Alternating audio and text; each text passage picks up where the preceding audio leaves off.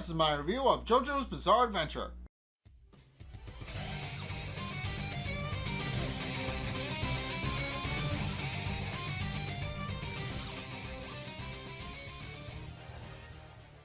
Okay, so my prediction about the bug being a stand was indeed correct.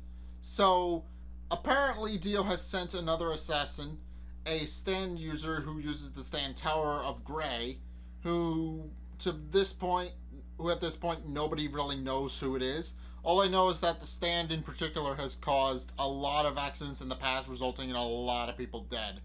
So the stand is kind of notorious among stand users because people know how dangerous it is and what could happen if it gets out of control.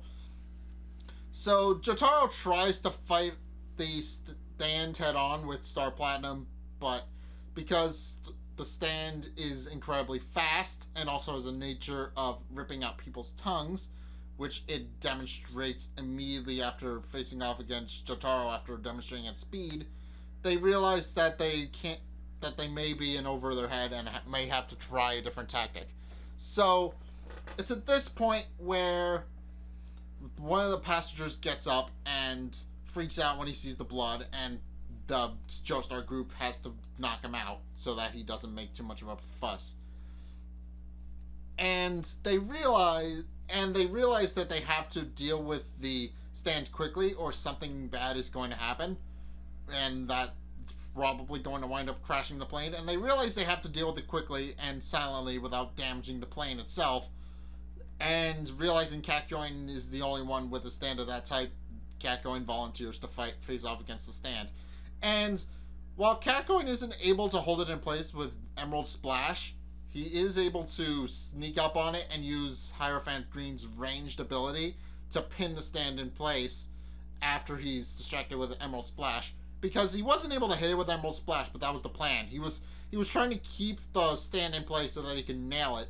And then it's revealed that the passenger that had woken up was in fact the stand user, which then subsequently bled to death because Catcoin blew up his stand.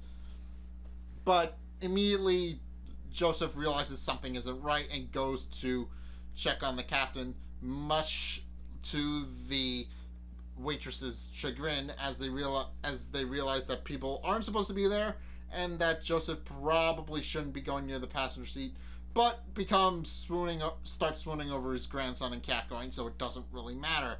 And they realize that indeed they had been played and that Tower of Grey had already killed the captains.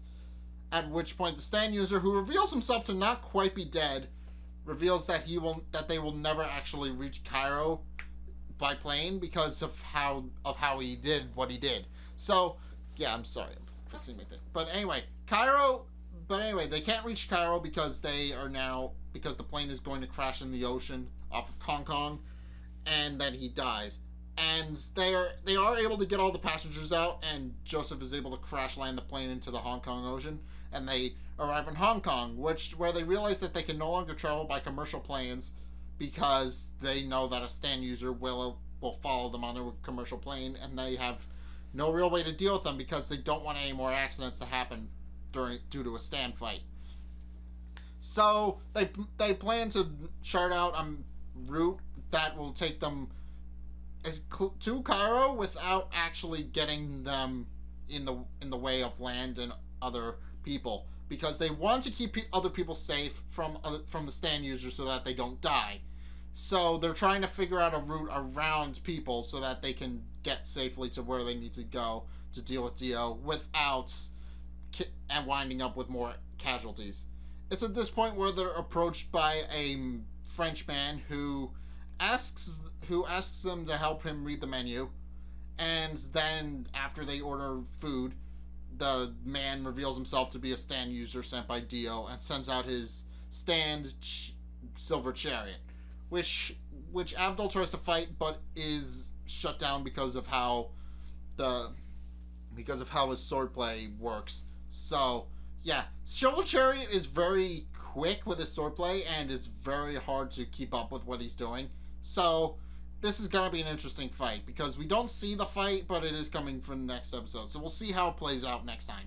But yeah, now they have to find another way around commercial airlines because they realize that now they're probably going to be in trouble if they go on commercial airlines again, because now Dio knows that they're going to be going on commercial airplanes and has chosen to stop them by basically grounding them. So they can't go on commercial airplanes anymore, so now they have to go find another way around.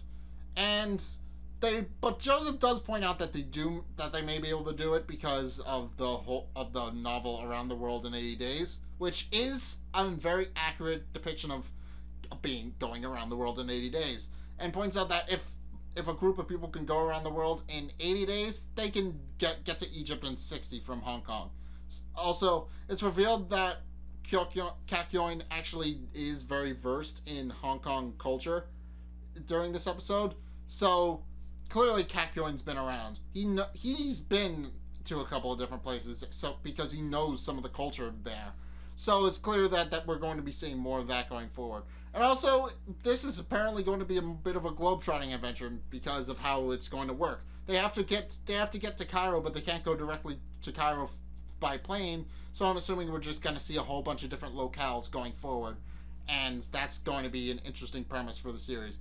I mean, because we know that each iteration has had different lifestyles from one another.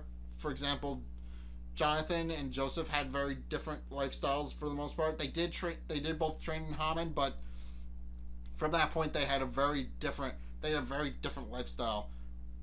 Because they both had to train, but they had completely different methods of how to do that. So we're definitely going to be seeing some more changes, some different styles for the anime going forward, and I do like that. Because I do know that they do change it every time the new Joestar shows up. So who knows how it's going to play out going forward. It could be something completely different next time. But anyway, I've been rambling on long enough.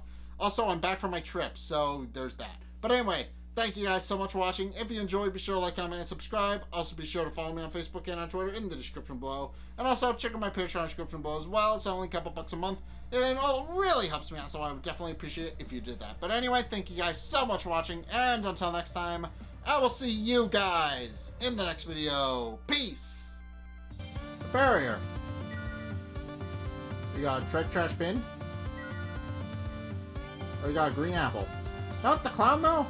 I wanted to cosplay as the thing that murdered me like 70 times. I would love to play with that. That's like my favorite enemy in a non-horror game now.